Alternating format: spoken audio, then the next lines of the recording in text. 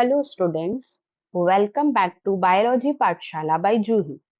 तो बच्चों, previous lecture में हमने पढ़ा था सेल का intro, what is cell, discovery of cell और सेल थ्योरी। तो आज हम सेल का ओवरव्यू और स्पेशली प्रोकैरियोटिक ऑर्गेनिजम्स के बारे में पढ़ेंगे। So let's start.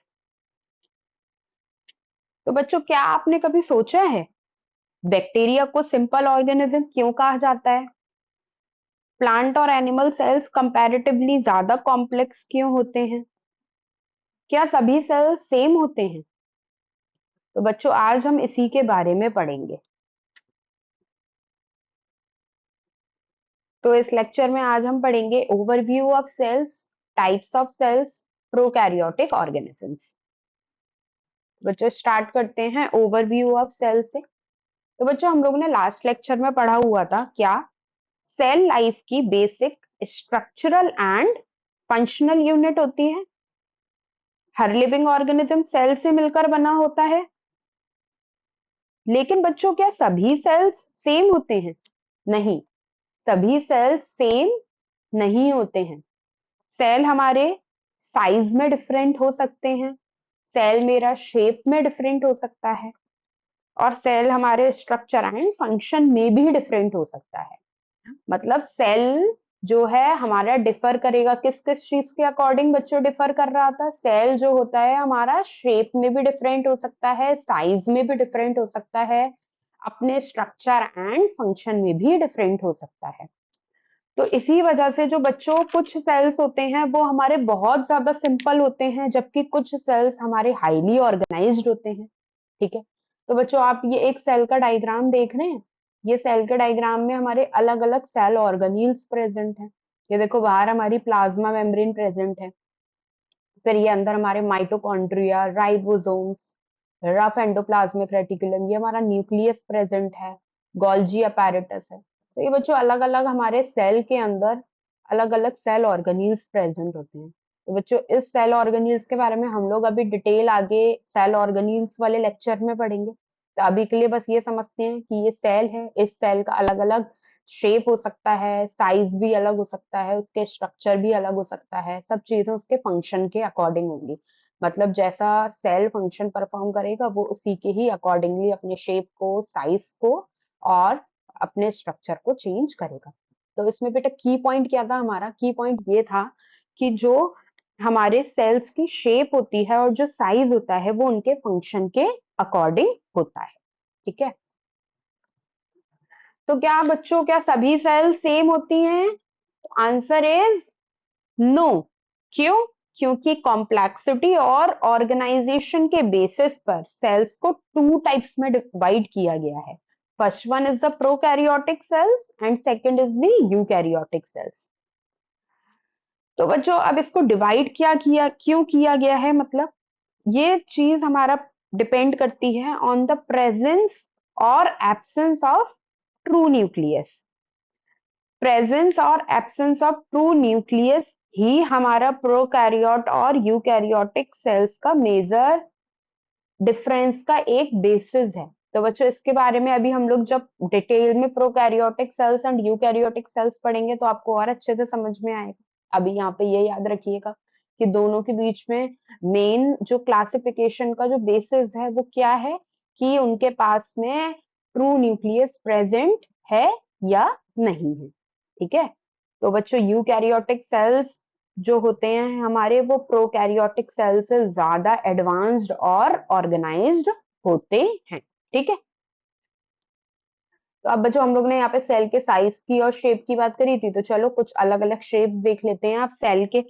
ये हमारे कुछ अलग अलग शेप्स हैं सेल के। तो बच्चों, अब हमने पहले भी पढ़ा कि जो सेल्स होते हैं सिर्फ साइज में ही डिफरेंट नहीं होते हैं, बल्कि शेप में भी डिफरेंट होते हैं। ठीक है। और जो सेल की शेप होती है वो उसके फंक्शन के अकॉर्डिंग होती है। मतलब सेल जैसा हमारा फंक्शन परफॉर्म करेगा उसी के ही हिसाब से उसका शेप और स्ट्रक्चर भी होगा। तो बच्चों, सबसे पहले हमारे एक एग्जांपल है आरबीसी का, ह्यूमन आरबीसी का, रेड ब्लड सेल का। ह्यूमन आरबीसी का शेप आप लोग देख रहे हैं कैसा होता है? ये सर्कुलर होता है, राउंड होता है। क्यों होता है? क्योंकि सर्कुलर शेप की वजह से क्या होगा, इसका सरफेस एरिया ज्यादा होगा। जब सरफेस एरिया ज्यादा होगा तो ये सेल हमारा आराम से क्या करेगा, ऑक्सीजन को ट्रांसपोर्ट करेगा। ठीक है। अब हमारा दूसरा सेल कौन सा था हमारा, ये आ गए हमारे दूसरा एग्जांपल है डब्ल्यूबीसी। डब्ल्यूबीसी का शेप कैसा होता है हमारा, एमियोबॉइड। एमियोबॉइड या इरेग्युलर शेप होता है। अब इसका इरेग्युलर शेप होता है, जैसे अमीबा भी होता है इरेग्युलर शेप। ये अपनी शेप को क्या कर सकते हैं, कंटिन्यूअसली चेंज कर सकते हैं। और ये क्यों चेंज करेंगे अपने शेप को कंटिन्यूअसली, अमीबा मूवमेंट और फूड एंगल्फिंग के लिए। ठीक है। और जबकि डब्ल्यूबीसी का एग्जांपल अपन को अपने उसमें फंक्शन पता है कि अपनी बॉडी में क्या फंक्शन होता है, कि ये जो होता है हमारी बॉडी को प्रोटेक्ट करता है, डिफेंस मैकेनिज्म होता है।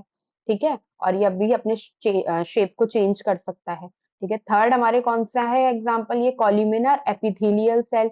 जो कॉल्यूमिनर एपिथेलियल सेल होते हैं ये कैसे होते हैं हमारे बच्चों, इनका ये लॉन्ग होते हैं और ये कैसे होते हैं, नैरो होते हैं। और ये मेनली हमारे कहाँ पर प्रेजेंट होते हैं बच्चों, ये एपिथेलियल सेल्स में प्रेजेंट होते हैं। ठीक है। और ये एपिथेलियल सेल्स में भी क्या करेंगे, ये लॉन्ग और कॉल्यूमिनर है तो इनका भी सरफेस एरिया ज्यादा होगा, तो ये एब्जॉर्प्शन और सीक्रीशन को इंक्रीज करते हैं, उसमें हेल्प करते हैं। ठीक है। उसके बाद में नेक्स्ट है हमारे नर्व सेल और न्यूरॉन। ये हमारे कैसे होते हैं बच्चों, ये थ्रेड लाइक होते हैं, ये ब्रांच्ड होते हैं, लॉन्ग होते हैं।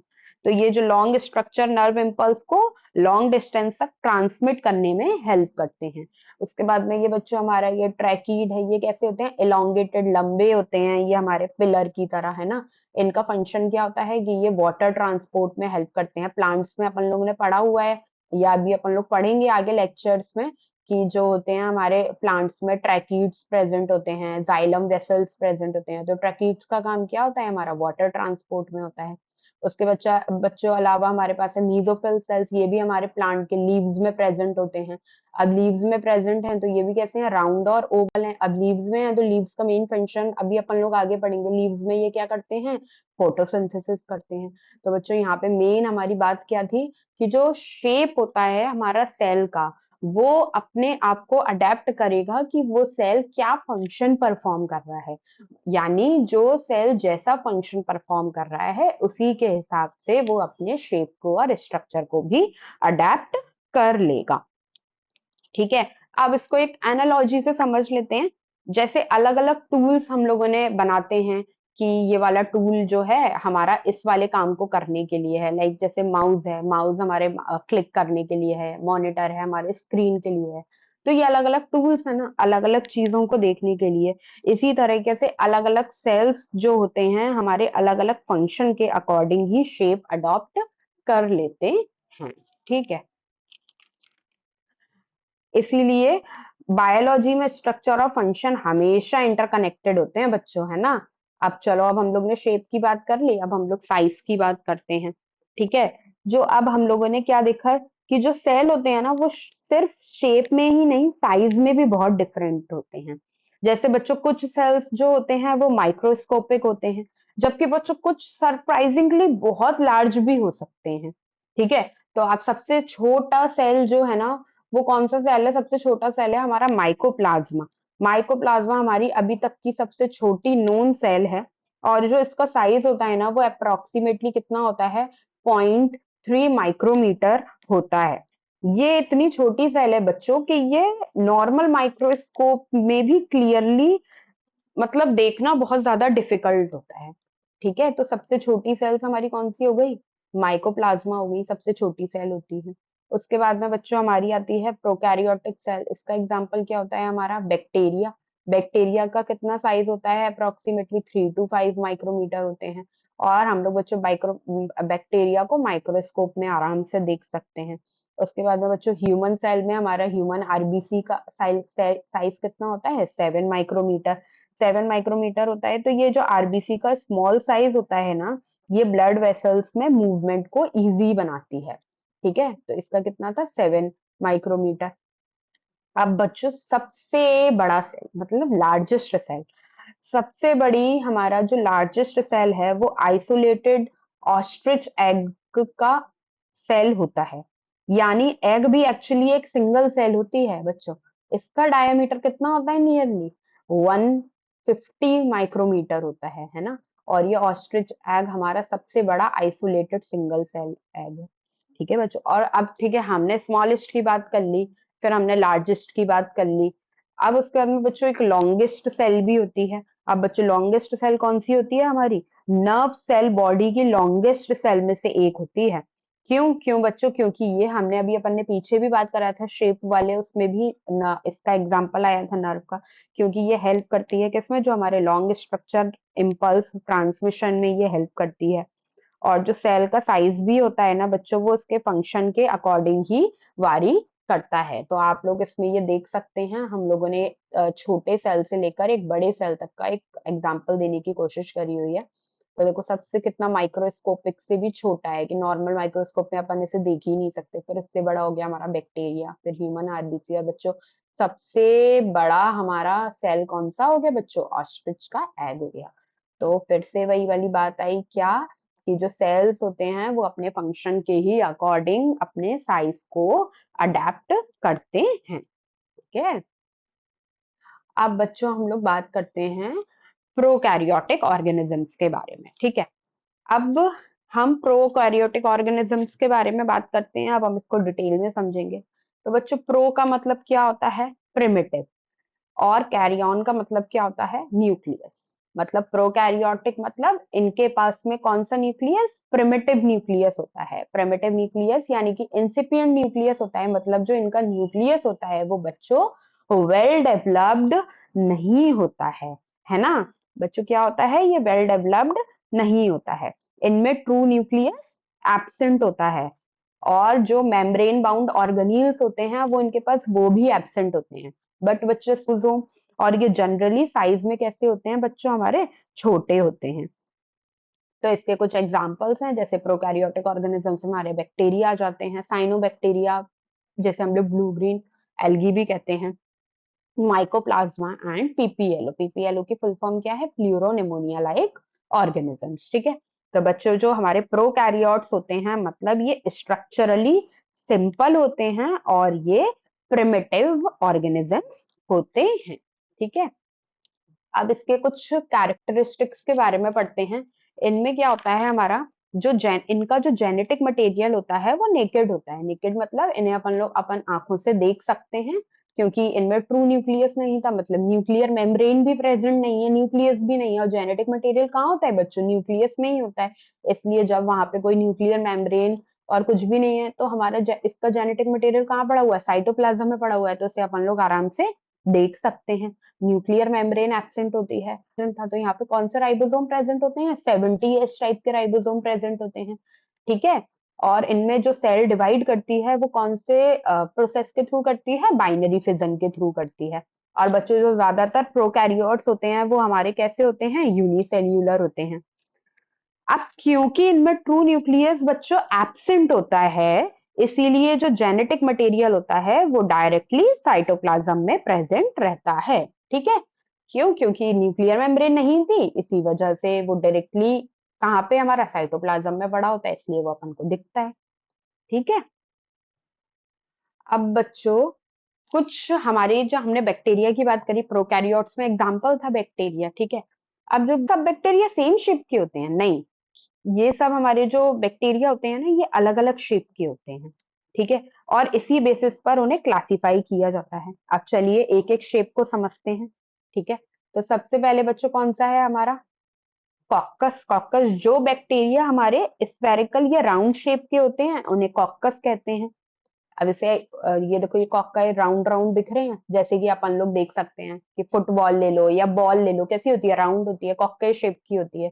तो याद रखना, सी से कॉकस, सी से सर्कुलर।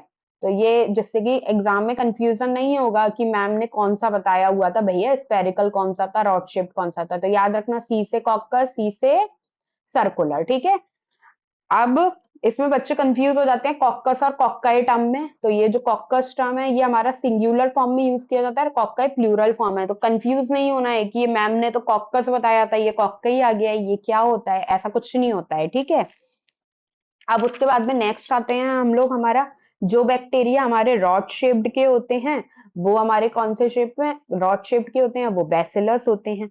ये कैसे होते हैं? हमारे सिलेंडर या रॉड शेप की तरह दिखते हैं। जैसे कि चॉक पीस ले लो, जैसे अपन चॉक ब्लैक बोर्ड पे यूज करते हैं लिखने के लिए, तो वो इस तरीके से सिलेंडर या रॉड शेप्ड में होते हैं। उसके बाद में बच्चों हमारे कॉमा शेप्ड बैक्टीरिया को हम लोग क्या कहते हैं?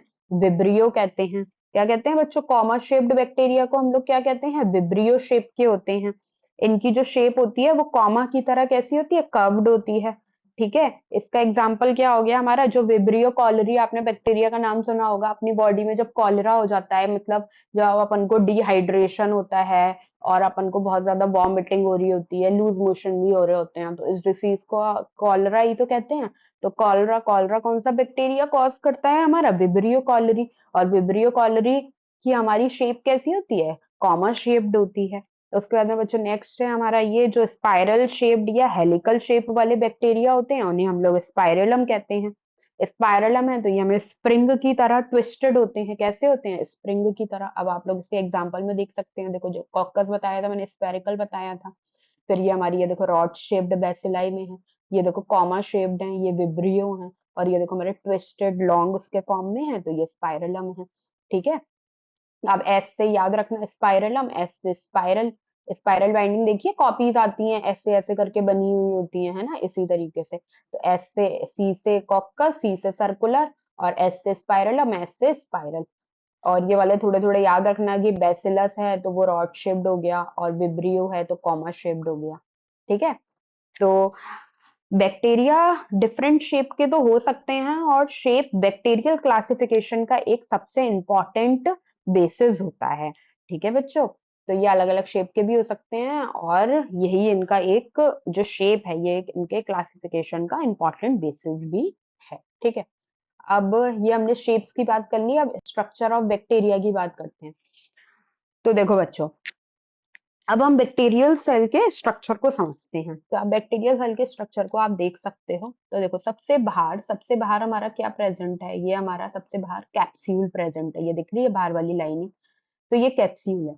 बच्चों, कैप्सूल के अंदर क्या प्रेजेंट है? ये हमारी सेल वॉल प्रेजेंट है। क्या प्रेजेंट है? सेल वॉल प्रेजेंट है। तो बच्चों, सेल वॉल के अंदर ये दिख रहे हो आप, ये सेल मेम्ब्रेन प्रेजेंट है। तो बच्चों, सबसे आउटर लेयर कौन सी थी? मेरी कैप्सूल थी। फिर कैप्सूल के अंदर कौन सी थी? मेरी सेल वॉल थी। सेल वॉल के अंदर क्या था? मेरा प्लाज्मा मेम्ब्रेन था। अब इन सेल वॉल्स में कुछ इनफोल्डिंग्स प्रेजेंट है। ये देख रहे हो, ये सेल मेम्ब्रेन थी। सेल मेम्ब्रेन की इनफोल्डिंग्स है। इस इनफोल्डिंग्स को हम लोग क्या कहते हैं? मीजोसोम्स कहते हैं। मीजोसोम्स कहते हैं। अब इसके अंदर ये देखो, हमारा ये पूरा साइटोप्लाज्म है। साइटोप्लाज्म है, इसी में ये देखो हमारा न्यूक्लियस यहाँ पे होगा, जेनेटिक मटेरियल होगा। जहां पर जेनेटिक मटेरियल होगा, उस रीजन को क्या कह रहे हैं हम लोग? न्यूक्लियोइड कह रहे हैं, न्यूक्लियोइड कह रहे हैं। इसके बाद में ये कुछ हमारी इंक्लूजन बॉडीज प्रेजेंट हैं, ये कुछ हमारे राइबोसोम्स प्रेजेंट हैं, और ये बच्चों हमारा फ्लैजिलम प्रेजेंट है। अब इन सभी स्ट्रक्चर को हम लोग एक एक कर कर आगे समझते हैं। तो सबसे पहले हम लोग वही अपने आउटर लेयर से स्टार्ट करेंगे। किससे? कैप्सूल से स्टार्ट करेंगे। ठीक है, तो अब जो कैप्सूल था उसे हम लोग सेल एनवलप भी कहते हैं। सॉरी, सेल एनवलप में हमारा जो मतलब हमारे बैक्टीरियल सेल को क्या कर रहे हैं? प्रोटेक्शन प्रोवाइड कर रहे हैं। तो उस पूरे स्ट्रक्चर को हम लोग सेल एनवलप कहते हैं। अब सेल एनवलप में प्रोटेक्शन कौन कौन प्रोवाइड कर रहा है? ग्लाइकोकैलिक्स कर रहा है, जो बाहर कैप्सूल था वो कर रहा है, सेल वॉल कर रहा है, और प्लाज्मा मेम्ब्रेन कर रहा है। ये तीनों ही हमारे बैक्टीरियल सेल के क्या होती हैं? प्रोटेक्टिव कवरिंग्स होती हैं। तो इन सब को हम लोग कंबाइनली क्या कह देते हैं? सेल एनवलप कह देते हैं। ठीक है, तो सबसे पहले ग्लाइकोकैलिक्स से स्टार्ट करते हैं। तो जो बैक्टीरियल सेल के सबसे बाहर एक प्रोटेक्टिव कवरिंग होती है, जिसे हम लोग ग्लाइकोकैलिक्स कहते हैं। ये बैक्टीरिया के लिए प्रोटेक्टिव कोट की तरह काम करती है। ये कैसे काम करती है? एक प्रोटेक्टिव कोट की तरह। तो अब अगर हम लोग ग्लाइकोकैलिक्स वर्ड को तोड़ें, तो ग्लाइको मतलब शुगर, और कैलिक्स मतलब कवरिंग। मतलब ये जो होती है हमारे कार्बोहाइड्रेट लेयर की एक कवरिंग होती है। ठीक है, कैसी होती है ये? कार्बोहाइड्रेट लेयर की कवरिंग होती है। जब ये ग्लाइकोकैलिक्स बच्चों मेरा कैसा होता है? जब ये थिन होता है, मतलब पतला, और ये लूज होता है, तो इस ग्लाइकोकैलिक्स को हम लोग क्या कहते हैं? स्लाइम लेयर कहते हैं। स्लाइम लेयर मतलब जैसे कि किसी सरफेस पे कुछ चिपचिपा लेयर सा होगा ना, उससे हम लोग ऐसे कहते हैं। कब कहते हैं बच्चों ग्लाइकोकैलिक्स को? जब ग्लाइकोकैलिक्स मेरा थिन होता है और लूज होता है, तो हम लोग उसे क्या कहते हैं, स्लाइम लेयर कहते हैं। जबकि मेरे बच्चों जब ग्लाइकोकैलिक्स हमारा थिक होता है और टफ होता है तो हम लोग उसे क्या कहते हैं, कैप्सूल कहते हैं। क्या कहते हैं मेरे बच्चों, कैप्सूल कहते हैं। ठीक है। अब ये जो ग्लाइकोकैलिक्स है ना, इसको अपन ऐसे समझ सकते हैं कि जैसे अपन लोग बारिश में जाते हैं, तो बारिश में जब बारिश हो रही होती है तो अपन लोग रेनकोट पहन लेते हैं। तो जब अपन रेनकोट पहन लेते हैं तो अपना केवल रेनकोट ही गीला होता है, अपन को वो प्रोटेक्ट कर लेता है। इसी तरीके से बच्चों ये बैक्टीरियल सेल वॉल में इसका काम है। ग्लाइकोकैलिक्स ये एकदम रेनकोट की तरह ही हमारा काम कर रहा है, और ये हमारी एक प्रोटेक्टिव जैकेट हो गई। तो बच्चों इसके कुछ फंक्शन होते हैं, जैसे कि ग्लाइको जो कैलिक्स होता है, अब अपन ने क्या पहन लिया, रेनकोट पहना हुआ है, तो रेनकोट पहना हुआ है तो ये अपन को आंधी तूफान बारिश से बचा रहा है, मतलब हार्मफुल कंडीशन से प्रोटेक्ट कर रहा है। ठीक है। इसके अलावा ये बैक्टीरिया के सरफेस पे अटैच होने में हेल्प करता है, और ये बच्चों हमारा सेल टू सेल रिकॉग्निशन में भी हेल्प करता है। सेल टू सेल रिकॉग्निशन का मतलब क्या हुआ, अब जैसे अपन लोग स्कूल में जाते हैं, इसको इस बात से समझते हैं कि अपन स्कूल में गए, और स्कूल में जब अपन जाते हैं तो अपन को आईडी कार्ड दिया जाता है। ठीक है। तो हमारी आइडेंटिटी कार्ड क्या है, हमारा आइडेंटिफिकेशन ही तो है कि ये बच्चा इस क्लास में है, या अपन लोग किसी भी अदर, या मतलब कभी कभी आपने आप लोग भी घूमते होगे, हम भी घूमे हैं बहुत बाहर, कि अपन लोग थोड़ा सा बाहर चले गए घूमने के लिए, कोई टीचर मिल गया, आप अपना आईडी कार्ड शो करो, क्यों, जिससे वो हमारा आइडेंटिटी है वो हमारी। इसी तरीके से बच्चों ये ग्लाइकोकैलिक्स एक सेल को आइडेंटिटी प्रोवाइड करता है, मतलब ये सेल को दूसरे सेल से रिकॉग्निशन में हेल्प करता है। तो बच्चों मेनली जो हमारा ये ग्लाइकोकैलिक्स है, ये प्रोटेक्शन में और अटैचमेंट टू दी बैक्टीरिया में हेल्प करता है। ठीक है। अब नेक्स्ट है हमारा सेल वॉल। सेल वॉल मेरा किससे मिलकर बना हुआ है, पेप्टिडोग्लाइकन से। अब पेप्टिडोग्लाइकन को भी मैं तोड़ूं तो पेप्टिडो मतलब पेप्टाइड यानी कि प्रोटीन, और ग्लाइकन मतलब कार्बोहाइड्रेट, है ना। तो बच्चों ये हमारा पेप्टाइड और शुगर से मिलकर बना हुआ है। और सेल वॉल में, अब शुगर में भी हमारे दो इंपॉर्टेंट कार्बोहाइड्रेट प्रेजेंट होते हैं बच्चों इसमें। ठीक है। पेप्टाइड तो प्रोटीन हो गया, अब कार्बोहाइड्रेट में भी हमारे दो इंपॉर्टेंट कार्बोहाइड्रेट प्रेजेंट होते हैं, वो क्या होते हैं बच्चों, नैग एंड नैम। नैग की फुल फॉर्म क्या हो गई, N acetyl glucosamine, and NAM की फुल फॉर्म क्या हो गई, एन एसिटाइल म्यूरामिक एसिड। ठीक है। और बच्चों ये सेल वॉल का काम क्या होता है, कि ये जो होता है हमारे सेल को शेप प्रोवाइड करता है, और इसके अलावा ये हार्मफुल कंडीशन से भी बचाता है, और ये रिजिडिटी भी प्रोवाइड करता है। रिजिडिटी मतलब कैसे, अगर सेल वॉल नहीं होगी ना बच्चों, तो जो बैक्टीरियल सेल होता है ना, वो प्रेशर की वजह से बर्स्ट भी हो सकती है। तो बर्स्ट होने से कौन बचाता है इसको, सेल वॉल बचाती है। ठीक है। उसके बाद में आती है बच्चों हमारी प्लाज्मा मेम्ब्रेन। प्लाज्मा मेम्ब्रेन हमारी किसकी बनी हुई होती है, प्लाज्मा मेम्ब्रेन हमारी किसकी बनी हुई होती है, लाइपोप्रोटीन की। लाइपो मतलब लिपिड, और प्रोटीन लिपिड और प्रोटीन की बनी हुई होती है, इसलिए हम लोग इसे लाइपो प्रोटीन मेम्ब्रेन भी कहते हैं। और ये बच्चों कैसी होती है, सेलेक्टिवली परमिएबल होती है। सेलेक्टिवली परमिएबल का क्या मतलब हुआ, अब जैसे अपन फिर से स्कूल का ही एग्जांपल लेते हैं, जब अपन स्कूल में जाते हैं तो अपने गेट पर जो होते हैं स्कूल गार्ड बैठे हुए होते हैं। अब स्कूल गार्ड अगर अपन लोग स्कूल ड्रेस में हैं तो वो अंदर आना अपन को अलाउ कर देते हैं, बट मोस्टली केसेस में क्या होता है, जब अपन कलर ड्रेस या वैसे कोई और होता है तो पहले पूरी पूछताछ होती है, ऐसे ही अंदर अलाउ नहीं किया जाता है। तो इसी तरीके से प्लाज्मा मेम्ब्रेन भी इसके लिए क्या करता है, गार्ड का काम करता है, कि ये जो है हमारे कुछ सब्सटेंसेस को तो अंदर या बाहर आने जाने देता है, लेकिन ये बच्चों कुछ सब्सटेंस को रोक देता है, यानी कि ये मूवमेंट को कंट्रोल करता है। तो बच्चों इसमें मेन इंपॉर्टेंट क्या बात हम लोग को याद रखनी है, कि जो ये सेल एनवलप है, ये हम लोगों को प्रोटेक्ट करता है और ये शेप देता है। अब सेल एनवलप में हमारे ग्लाइकोकैलिक्स आ गया, सेल वॉल आ गया, और प्लाज्मा मेम्ब्रेन आ गया। ठीक है। अब बच्चों जो बैक्टीरिया है हमने उसको क्लासिफाई किया हुआ है किसके बेसिस पर, सेल एनवलप के बेसिस पर। ठीक है। सेल एनवलप के बेसिस पे कैसे इसको क्लासिफाई किया हुआ है, कि बच्चों जो सब बैक्टीरिया होते हैं ना वो सेम टाइप के नहीं होते हैं। कैसे, अब कुछ बैक्टीरिया जो होते हैं वो ग्राम स्टेन को रिटेन कर लेते हैं, और जबकि कुछ नहीं कर पाते हैं। इसी बेसिस पर जो है बच्चों बैक्टीरिया को दो ग्रुप में डिवाइड किया गया है, that is the gram positive bacteria and gram negative bacteria. अब ये बच्चों, ये ग्राम स्टेनिंग टेक्निक होती है ना, ये एक बहुत इंपॉर्टेंट टेक्निक है और इसे किसने डेवलप किया था? क्रिश्चियन ग्राम ने किया था। ठीक है, ये तो तुम लोग पढ़ लेना अपने आप कि इसमें क्या लिखा हुआ है, बस मैंने यही बताया हुआ है कि बैक्टीरिया है, इसे हम लोगों ने क्लासिफाई किया है सेल एनवेलप के बेसिस पे। तो दो तरीके का होता है, gram positive and gram negative. Gram positive में पेप्टिडो ग्लाइकिन की जो लेयर होती है वो थिक होती है, और इसमें कैसी होती है? थिन होती है। ये क्रिस्टल वॉयलेट को रिटेन कर लेता है और ये नहीं कर पाता है। ये पर्पल या वॉयलेट कलर का दिखता है, ये जो होता है रेड और पिंक कलर का दिखता है। तो इसको हम लोग आगे वाली स्लाइड से समझते हैं, ये तो तुम लोग अपने आप रीड कर लेना, लिख लेना क्या था क्या नहीं था। ठीक है, देखो इसको इससे समझते हैं। तो सबसे पहले ये जो टेक्निक थी ये किसने दी थी? हमारी क्रिश्चियन ग्राम ने दी थी। ठीक है, तो हमने क्या किया, सबसे पहले बैक्टीरिया की कुछ कॉलोनीज ले ली। ठीक है, अब मैंने इन बैक्टीरिया की कॉलोनीज को सबसे पहले मैंने क्रिस्टल वॉयलेट से स्टेन किया। ये मेरा कैसा स्टेन था? प्राइमरी स्टेन था। जब मैंने इसे क्रिस्टल वॉयलेट से स्टेन किया इन बैक्टीरिया को, तो ये कैसे कलर के हो गए? हमारे पिंक कलर के हो गए या पर्पल कलर के हो गए? कैसे हो गए बच्चों? पिंक कलर के या पर्पल कलर के। जब मैंने किससे किया? क्रिस्टल वॉयलेट से किया। ठीक है, अब मैंने क्या किया, यहाँ पे मैंने कुछ आयोडाइड सॉल्यूशन लिया हुआ है, पोटेशियम आयोडाइड का सॉल्यूशन। ये क्या होता है बच्चों? हमारा ये जो होता है ये हमारे जो स्टेन है उसको फिक्स करने के लिए होता है, मतलब उसके अंदर कलर फिक्स हो जाए। अब कलर फिक्स हो गया होगा। अब कलर फिक्स करने के बाद में मैंने क्या किया, ग्राम डीकलराइजर लिया। ग्राम डीकलराइजर में हम लोग एसीटोन और अल्कोहल से मैंने क्या किया, इस बैक्टीरिया को फिर से वॉश किया। और जब मैंने वॉश किया, तो वॉश करने के बाद में हम लोगों को कुछ तो मिले, कैसे? वॉश करने के बाद में पर्पल कलर के ही मिले, जबकि कुछ कॉलोनी मुझे कैसी मिली? व्हाइट कॉलोनी मिली।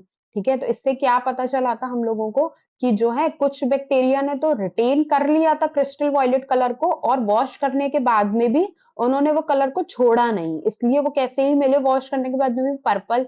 और जिन्होंने वॉश करने के बाद में क्रिस्टल वॉयलेट कलर लूज कर दिया था वो कैसे हो गए थे? हमारे व्हाइट।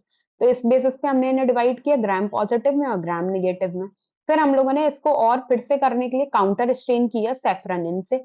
जब सेफ्रनिन से काउंटर स्टेन किया, तो हम लोगों को पिंक और पर्पल कॉलोनी ही मिली, लेकिन जो व्हाइट वाली थी वो हम लोगों को रेड कॉलोनी मिली। मतलब इसमें क्या था? इसका मतलब कि जो हमारे ग्राम पॉजिटिव वाले थे उनमें कैसी पेप्टिडोग्लाइकिन की लेयर होती है? मोटी होती है, यानी कि थिक होती है। तो जो थिक वाली लेयर होती है ना, वो बच्चों क्या करती है कि जो हमारा क्रिस्टल वॉयलेट कलर था, और वो उससे हमारे वॉश करने के बाद में भी वो कलर को लूज नहीं करती है, क्योंकि वो कैसी होती है? थिक होती है। इसलिए हम लोगों ने उसे ग्राम पॉजिटिव बैक्टीरिया कह देते हैं। जबकि जिनकी थिन पेप्टिडोग्लाइकिन की लेयर होती है, वो जो होती है जब अपन लोग उसे वॉश करते हैं तो वो लूज कर देती है। तो इसलिए वो रिटेन नहीं कर पाती है, और हम लोगों ने ग्राम नेगेटिव बैक्टीरिया कहते हैं। तो बच्चों मेन आपको ये वाली स्लाइड पे ध्यान देना है, ये बस मैंने आपको समझाने के लिए यहाँ पर लगाया हुआ था कि थोड़ा सा एक आइडिया मिल जाए कि हम लोग कैसे कैसे क्या करते हैं। ठीक है, अब हमारे माइकोबैक्टीरियम हैं जो कि ग्राम स्टेनिंग नहीं लेते हैं। क्यों? क्योंकि माइकोलिक एसिड प्रेजेंट होता है जो कि एसिड फास्ट स्टेन है। ये आपके मतलब का नहीं है, इसको रहने दीजिएगा, वो आ गया है, मैं जब कर रही थी तो मैंने ध्यान नहीं दिया। ठीक है, अब बच्चों हम लोगों ने स्ट्रक्चर पे चल रहे थे अपन, देखो फिर से देखते हैं जिससे कि एक क्लियर आइडिया मिले। देखो स्ट्रक्चर ऑफ बैक्टीरिया पढ़ रहे थे बच्चों, हमने कैप्सूल पढ़ लिया। ठीक है, कैप्सूल क्या था कि जब हमारा ग्लाइकोकैलिक्स कैसा होगा बच्चों? बताओ मुझे कैसा होगा? जब हमारा थिक होगा और टफ होगा, तब वो हमारा कैसे होगा? हमारा कैप्सूल होगा। कैप्सूल के बाद में हमने सेल वॉल के बारे में पढ़ लिया, फिर हम लोगों ने सेल मेम्ब्रेन के बारे में पढ़ लिया। अब हम लोग किसके बारे में पढ़ रहे हैं? फ्लैजिला के बारे में पढ़ रहे हैं। ठीक है, तो देखो बच्चों अब फ्लैजिला के बारे में बात करें तो फ्लैजिला प्रोकैरियोटिक और यूकैरियोटिक फ्लैजिला में भी डिफरेंस होता है। ठीक है, मैं यहीं पे दोनों कवर कर दे रही हूँ, बाकी तो अपन नेक्स्ट लेक्चर में अभी यूकैरियोटिक पढ़ेंगे, फिर उसके बाद में दोनों में डिफरेंस भी पढ़ेंगे। लेकिन फ्लैजिला का डिफरेंस अपन यहीं पे ही कंप्लीट कर लेते हैं। ठीक है, तो जो प्रोकैरियोटिक फ्लैजिला होता है वो फ्लैजिलिन प्रोटीन से बनी हुई होती है। ये कैसी होती है? ये रिजिड होती है, और कैसा मूवमेंट शो करती है? ये रोटेटरी मूवमेंट को शो करती है। और जो यूकैरियोटिक फ्लैजिला होता है वो हमारा किसका बना हुआ होता है बच्चों? ट्यूब्यूलिन प्रोटीन का बना होता है। ट्यूब्यूलिन प्रोटीन में कौन सा अरेंजमेंट शो करता है? 9+2 अरेंजमेंट। अभी अपन लोग आके सेंट्रोसोम का स्ट्रक्चर पढ़ेंगे, तब आपको पता चलेगा ये 9+2 अरेंजमेंट क्या होता है। और बच्चों ये कैसा होता है, फ्लेक्सिबल होता है, और ये कैसा मूवमेंट शो करता है, विप्लैश। तो बच्चों ये प्रोकैरियोटिक फ्लैजिला हमारा फ्लैजिलिन प्रोटीन का बना था, जबकि यूकैरियोटिक किसका बना है, टिब्यूलिन प्रोटीन का बना हुआ है। ये रिजिड होता है, ये फ्लेक्सिबल होता है, ये रोटेटरी इस तरीके से मूवमेंट को शो करता है, ये विप्लैश इस ऐसे ऐसे करके मूवमेंट को शो करता है। और ये हमारा प्लाज्मा मेम्ब्रेन से सराउंडेड नहीं होता है, और ये प्लाज्मा मेम्ब्रेन से सराउंडेड होता है। तो बच्चों ये बात हो गई हमारे फ्लैजिला की। तो मेन फ्लैजिला का काम क्या है, हमारा मूवमेंट में हेल्प करना, ये बैक्टीरिया के मूवमेंट में हेल्प करता है। ठीक है, अब उसके बाद में बच्चों आता है मीजोसोम। देखो वही वाला स्ट्रक्चर है। अब हम लोग ने क्या पढ़ा था कि ये देखो ये प्लाज्मा मेम्ब्रेन है, ये प्लाज्मा मेम्ब्रेन की इनफोल्डिंग को हम लोग क्या कह रहे थे बच्चों, मीजोसोम्स कह रहे थे। क्या कह रहे थे मेरे बच्चों, मीजोसोम्स कह रहे थे। तो मीजोसोम्स क्या होती है, हमारी इनफोल्डिंग्स होती हैं, किसकी, प्लाज्मा मेम्ब्रेन की। ये टर्म किसने दिया था, जेम्स फ्रिट्ज ने दिया था। अब ये जो हमारी मीजोसोम होते हैं, ये किस किस फॉर्म में प्रेजेंट हो सकते हैं बच्चों, ट्यूब्यूल्स के फॉर्म में हो सकते हैं, लैमेली के फॉर्म में हो सकते हैं, वेसिकल्स के फॉर्म में हो सकते हैं। ठीक है, तो बच्चों जैसे जो मीजोसोम्स होते हैं ना, ये एनालॉगस होते हैं किसके, माइटोकॉन्ड्रिया की तरह। जैसे माइटोकॉन्ड्रिया की तरह रेस्पिरेशन में हेल्प करते हैं, कौन, मीजोसोम्स। तो माइटोकॉन्ड्रिया किसमें होता है, यूकैरियोट्स में होता है। अभी हमने पीछे क्या पढ़ा था कि जो मेम्ब्रेन बाउंड ऑर्गेनील्स होते हैं वो प्रोकैरियोटिक ऑर्गेनिजम्स में क्या होते हैं, एब्सेंट होते हैं। तो यहाँ पर माइटोकॉन्ड्रिया तो है नहीं है इनके पास में, तो अब इन्हें भी तो रेस्पिरेशन करना है। तो इनमें रेस्पिरेशन में कौन हेल्प करता है, इसमें हमारा मीजोसोम्स हेल्प करते हैं रेस्पिरेशन में। ठीक है, अब इसके कुछ हमारे फंक्शंस हैं।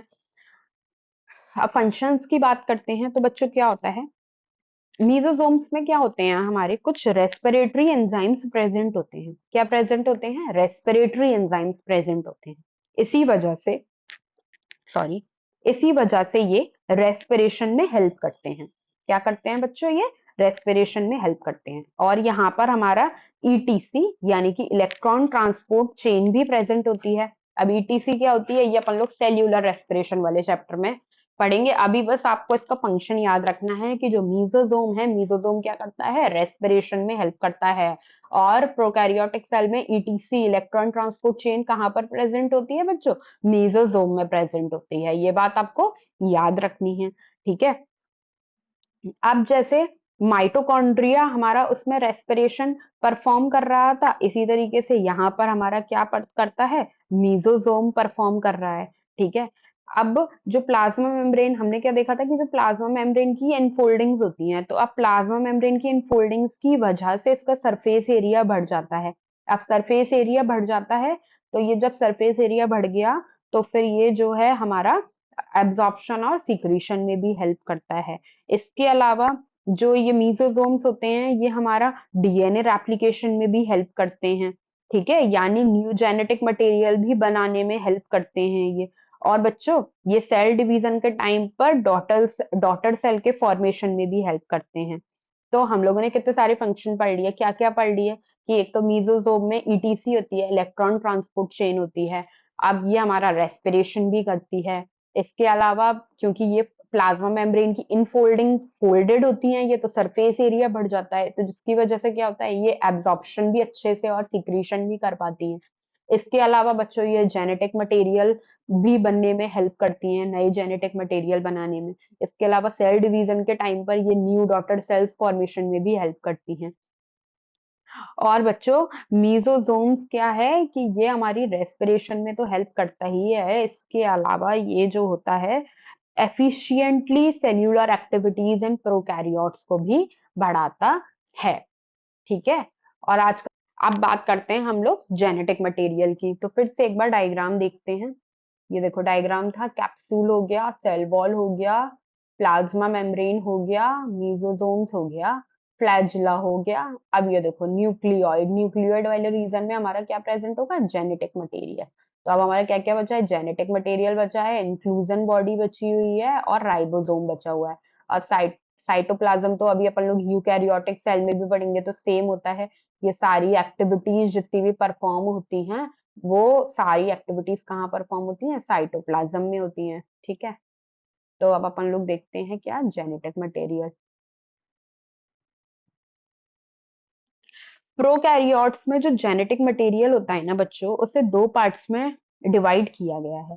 जो मेन जेनेटिक मटेरियल होता है उसे हम लोग जीनोफोर कहते हैं। क्या कहते हैं? जीनोफोर कहते हैं। और जीनोफोर कैसा होता है? हमारा सिंगल होता है और डबल स्ट्रैंडेड सर्कुलर डीएनए होता है।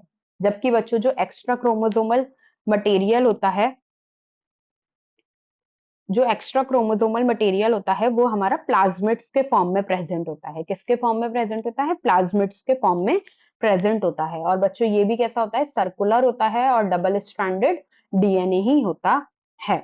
ये जो प्लाज्मिड होते हैं ये बैक्टीरिया को स्पेशल कैरेक्टर्स देते हैं, जैसे कि ये एंटीबायोटिक रेजिस्टेंट प्रोवाइड करेंगे और कुछ इसे अच्छे स्पेशल यानी कि स्पेशल फिनोटाइपिक कैरेक्टर्स देते हैं। तो इसको एक एग्जांपल से समझिए। मैंने डायग्राम दिया हुआ है, ये देखो डायग्राम में ये हमारा क्या है? बैक्टीरिया है। बैक्टीरिया में ये इसका मेन जेनेटिक मटेरियल है जिसे हम लोग जीनोफोर कह रहे हैं। इसके अलावा भी इसके पास में एक्स्ट्रा क्रोमोसोमल मटेरियल होता है। ये क्या होता है? हमारा प्लाज्मिड होता है। ठीक है, ये इसको बैक्टीरिया को एंटीबायोटिक रेजिस्टेंट प्रॉपर्टी प्रोवाइड करता है। कुछ ही किसी में ये विरुलेंस प्रॉपर्टी भी, मतलब ये एक स्पेशल फिनोटाइपिक कैरेक्टर बैक्टीरिया को देता है। ठीक है, इसके बाद में आते हैं बच्चों राइबोसोम्स पर। अब जो राइबोसोम्स होते हैं हमारे, राइबोसोम्स जो होते हैं, पहले ही मैंने बताया था कि प्रोकैरियोटिक ऑर्गेनिजम्स में सेल ऑर्गेनील्स नहीं होते हैं। बस हमारा एक ही सेल ऑर्गेनील प्रेजेंट होता है, वो होता है राइबोसोम। और वो भी कैसा होता है बच्चों? हमारा नॉन मेम्ब्रेनस होता है, इस पे कोई भी मेम्ब्रेन नहीं होती है। तो राइबोसोम्स हमारे ऐसे फ्रीली साइटोप्लाज्म में घूम रहे होते हैं, नॉन मेम्ब्रेनस सेल ऑर्गेनील्स होते हैं। और ये प्रोकैरियोट्स में जो राइबोसोम होते हैं वो कौन से टाइप के प्रेजेंट होते हैं बच्चों? 70S टाइप के प्रेजेंट होते हैं। ये बात याद रखने वाली है कि प्रोकैरियोट्स में राइबोसोम कौन से टाइप के प्रेजेंट होते हैं? 70S टाइप के प्रेजेंट होते हैं। जो 70S राइबोसोम होता है एक्चुअली हमारा दो सब यूनिट से मिलकर बना हुआ होता है, एक 50S एंड 30S। 50S को हम लोग लार्जर सब यूनिट कहते हैं और 30S को हम लोग स्मॉलर सब यूनिट कहते हैं। तो याद रखना है प्रोकैरियोट्स में राइबोसोम कौन से टाइप का है? 70S टाइप का। 70S टाइप भी किससे मिलकर बनी है? दो सब यूनिट से। लार्जर सब यूनिट कौन सी है बच्चों? 50S। और स्मॉलर सब यूनिट कौन सी है हमारी? 30S। अब राइबोसोम का काम क्या होता है? राइबोसोम प्रोटीन सिंथेसिस में हेल्प करता है, मतलब प्रोटीन बनाने में मदद करता है। इसलिए राइबोसोम को हम लोग प्रोटीन फैक्ट्री भी कहते हैं। क्या कहते हैं राइबोसोम को? Protein factory of the cell भी कहते हैं। अब उसके बाद में नेक्स्ट स्ट्रक्चर कौन सा था बच्चों? Inclusion bodies. ठीक है, इसको एक एनालॉजी से पहले समझते हैं फिर स्टार्ट करेंगे इंक्लूजन बॉडीज को। अब आप लोगों ने घर में देखा होगा मम्मी लोगों को कि हमारा मंथ कंप्लीट हुआ तो मम्मी लोग ने क्या किया? लिस्ट बना ली, एक पेपर पे सारा सामान लिख लिया, भैया किचन में अब हमें ये चाहिए, हमारा ये सामान अब पूरे मंथ का मम्मी लोग स्टोर करके रखती हैं अपनी किचन में। आप लोग की मम्मी भी करती होंगी, है ना? नॉर्मली तो सभी की करती हैं। अब उन्होंने क्या किया? पूरे महीने का खाना एक बार में स्टोर करके रख लिया, राशन पूरा अपना मंगा के रख लिया। तो बच्चों इसी तरीके से बैक्टीरिया भी स्मार्ट है। बैक्टीरिया भी क्या करता है? अपने खाने का जुगाड़ करके चलता है अपन लोगों की तरह। तो बैक्टीरिया क्या करता है? बैक्टीरिया भी फ्यूचर के लिए खाने को स्टोर करके रखता है। अब हम तो, हमारे पास तो डिब्बे हैं, मतलब तुम लोग की लैंग्वेज में कह दूं और अच्छे से, कंटेनर्स हैं। क्या है बच्चों? कंटेनर्स हैं। ठीक है, तो तुम लोग तो कंटेनर्स में स्टोर कर लेते हो, तो उनके पास कंटेनर नहीं है, तो कंटेनर के फॉर्म में है। तो इसलिए बैक्टीरिया अपने खाने को किस में स्टोर करते हैं? इंक्लूजन बॉडीज में स्टोर करते हैं। ठीक है, तो अब बच्चों इंक्लूजन बॉडीज कैसी होती हैं मेरी? ये भी नॉन मेम्ब्रेनस स्ट्रक्चर होते हैं जो कि हमारे बैक्टीरिया में प्रेजेंट होते हैं। ये बैक्टीरिया में स्टोर्ड फूड मटेरियल का काम करते हैं। किसका काम करते हैं? स्टोर्ड फूड मटेरियल का। अब ये खाने को स्टोर करते हैं इन द फॉर्म ऑफ, किसके फॉर्म में? Glycogen granules. Glycogen granules carbohydrate को स्टोर करता है in the form of phosphate granules. Phosphate granules phosphate को स्टोर करते हैं and in the form of cyanophycin granules. Cyanophycin granules हमारे ब्लू ग्रीन एल्गी में स्टोर्ड फूड मटेरियल होता है। किसमें होता है हमारा साइनोबैक्टीरिया में, यानी कि ब्लू ग्रीन एल्गी में। अब इसके अलावा बच्चों हमारा जो बैक्टीरिया होते हैं ना, कुछ बैक्टीरिया जैसे कि हमारा ब्लू ग्रीन एल्गी और पर्पल सल्फर बैक्टीरिया, ये इन लोगों के पास में गैस वैक्यूल्स भी प्रेजेंट होते हैं। क्या प्रेजेंट होते हैं? गैस वैक्यूल्स, जो कि बैक्टीरिया को क्या प्रोवाइड करते हैं? बायोएनसी। बायोएनसी मतलब फ्लोटिंग करने की कैपेसिटी ये प्रोवाइड करते हैं। किसको? बैक्टीरिया को, कि ये फ्लोट कर सके आराम से। ठीक है, तो बच्चों इंक्लूजन बॉडी क्या है? मेनली हमारे रिजर्व फूड मटेरियल है, किसमें? बैक्टीरिया में। ठीक है, अब बच्चों कुछ होते हैं हमारे सरफेस अपेंडेजेस। ठीक है, ये कहां पर प्रेजेंट होते हैं? बैक्टीरिया के आउटर सरफेस पर कुछ स्पेशल स्ट्रक्चर प्रेजेंट होते हैं। ठीक है, ये आप लोग देख रहे हो बैक्टीरियल सेल है, ये हमारा फ्लैजिला प्रेजेंट है। ठीक है, फ्लैजिला के बारे में अभी अपन पीछे पढ़ चुके हैं कि prokaryotic flagella and eukaryotic flagella दोनों में कंपैरिजन पढ़ चुके हैं। ठीक है, इसके अलावा हमारे क्या प्रेजेंट होते हैं? फिम्बरी प्रेजेंट होते हैं, और ये हमारी पिल्लाई प्रेजेंट होते हैं। ठीक है, तो जो बैक्टीरिया के आउटर सरफेस पे कुछ स्पेशल स्ट्रक्चर प्रेजेंट होते हैं, जिन्हें हम लोग क्या कहते हैं? सरफेस अपेंडेजेस कहते हैं। अब ये सरफेस अपेंडेजेस क्या करते हैं? ये बैक्टीरिया को मूवमेंट, अटैचमेंट और डीएनए ट्रांसफर में हेल्प करते हैं। बच्चों क्या करते हैं? ये डीएनए ट्रांसफर में हेल्प करते हैं। ठीक है, तो सबसे पहले पिल्लाई है। पिल्लाई किसमें हेल्प करता है? कॉन्जुगेशन में और डीएनए ट्रांसफर में। और फिम्बरी किसमें मदद करता है? अटैचमेंट टू द सरफेस में। और फ्लैजिला किसमें हेल्प करता है? अभी हमने पीछे पढ़ा था, मूवमेंट में एंड मोटिलिटी में। ठीक है, तो जो पिलाई होती है ये मेनली मेरा किसमें हेल्प करती है? कॉन्जुगेशन में हेल्प करती है। और ये किसकी बनी हुई होती है? पेलिन प्रोटीन की बनी हुई होती है। और ये कैसी है? हमारी नॉन लोकोमोटरी है, क्योंकि इसका मेन किसमें काम है? हमारा कॉन्जुगेशन में। अब बच्चों ये कॉन्जुगेशन वर्ड क्या होता है? ठीक है, कॉन्जुगेशन का मतलब क्या होता है बच्चों? कॉन्जुगेशन में एक बैक्टीरिया एक बैक्टीरिया दूसरे बैक्टीरिया को जेनेटिक मटेरियल ट्रांसफर करता है। ठीक है, क्या होता है कॉन्जुगेशन? कॉन्जुगेशन में एक बैक्टीरिया यानी कि वन बैक्टीरिया दूसरे बैक्टीरिया को क्या ट्रांसफर करता है? Genetic material. जेनेटिक मटेरियल या फिर हम डीएनए भी कह सकते हैं। ठीक है, डीएनए ट्रांसफर करता है। तो जो पिलाई होती है ये कॉन्जुगेशन ट्यूब फॉर्मेशन में हेल्प करती है। जब कॉन्जुगेशन होगा तो ऐसे थोड़ा ना है कि जेनेटिक मटेरियल हवा में ट्रांसफर हो जाएगा। हवा में ट्रांसफर नहीं होता है, एक बैक्टीरिया और दूसरे बैक्टीरिया के बीच में एक ट्यूब का फॉर्मेशन होता है। वो ट्यूब का फॉर्मेशन कौन कराती है? हमारी पिलाई प्रोटीन कराती है। और ये कॉन्जुगेशन ट्यूब के थ्रू हमारा जेनेटिक मटेरियल एक बैक्टीरिया से दूसरे बैक्टीरिया में ट्रांसफर होता है, और इस प्रोसेस को हम लोग कॉन्जुगेशन कहते हैं। ठीक है, इसे ऐसे कह लो कि तुम लोग कभी वहां गए हो? ऋषिकेश गए हो या कहीं और, मतलब ऐसे जगह गए हो जहाँ पे ब्रिजेस बने होते हैं एक जगह से दूसरे पॉइंट को कनेक्ट करने के लिए? तो इसी तरीके से पिलाई एक ब्रिज की तरह काम करती है कि ये एक बैक्टीरिया है, ये एक बैक्टीरिया है, दोनों के बीच में क्या बन गई? ब्रिज बन गई। किसने बनाया? पिलाई प्रोटीन ने बनाया। ठीक है, उसके बाद में हम लोग फिम्बरी की बात करते हैं। तो फिम्बरी ये बैक्टीरिया को सरफेस पर अटैच करने में हेल्प करती है। ठीक है, ये किसकी बनी हुई हुई है? फिम्ब्रिन प्रोटीन की बनी हुई है। ये कैसे स्ट्रक्चर? छोटे छोटे हेयर लाइक स्ट्रक्चर या हुक टाइप के स्ट्रक्चर्स होते हैं। ये होस्ट सेल पर अटैचमेंट में इंपॉर्टेंट रोल प्ले करती है, कि ये बैक्टीरियल सेल को किसी भी होस्ट सेल से चिपकाने में मदद करती है। सीधी भाषा में बोलें तो क्या करती है?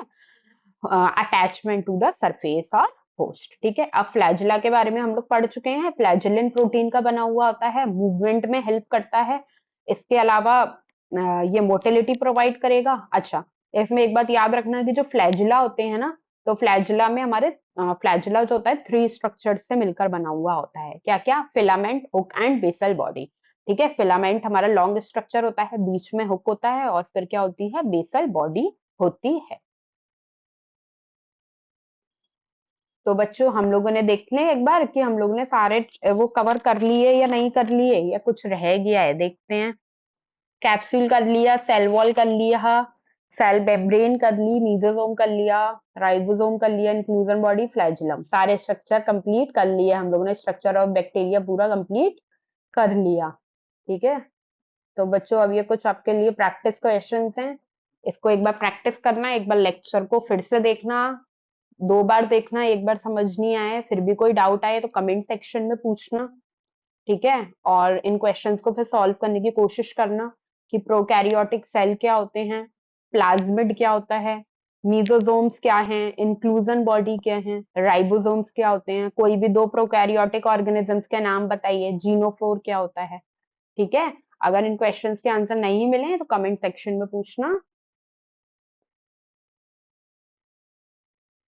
और बच्चों अगर लेक्चर हेल्पफुल लगा हो तो प्लीज लाइक करिए, सब्सक्राइब करिए, बेल आइकन प्रेस करिए। Thank you.